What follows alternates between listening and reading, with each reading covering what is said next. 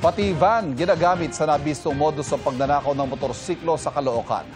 Alamin niya sa pagtutok ni Bea Pinlac.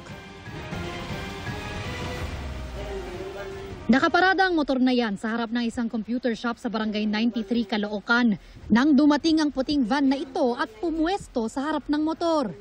Sandaling tumigil ang van at kitang may mga sakay ito na bumaba roon. Maya-maya, sumakay na ulit sila ng van at saka umalis. Pero ang kaninang nakaparadang motor, wala na rin. Around 2 a.m. po, nagsara na po ako ng yung computer shop. Pinark ko na po dito yung motor. Then, around 3:30 a.m. yata nakita CCTV na wala na siya. So, pagising ko po nalaman around 7 a.m. Ganun po. So, wala po akong idea na wala na pala siya dyan.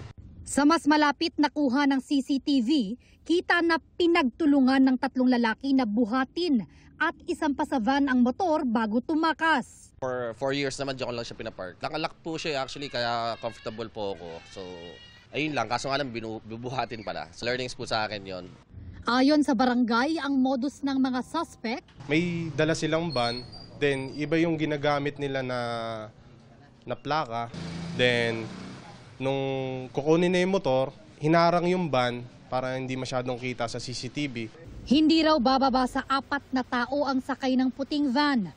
Patuloy na nakikipag-ugnayan ang biktima sa mga otoridad para ma-recover ang motor at matugis ang mga salarin. Na-check daw po, sa iba po naka-registered yung plate number. Then actually, ang dami ko na-receive na messages galing sa ibang mga motorcycle owners na yung pagkuha ng motorcycle nila is white van din. Kung madagdagan sana ng mga policemen natin yung checkpoints for those kind of vehicles. Posibleng maharap sa reklamong paglabag sa new anti-carnapping law ang mga salarin.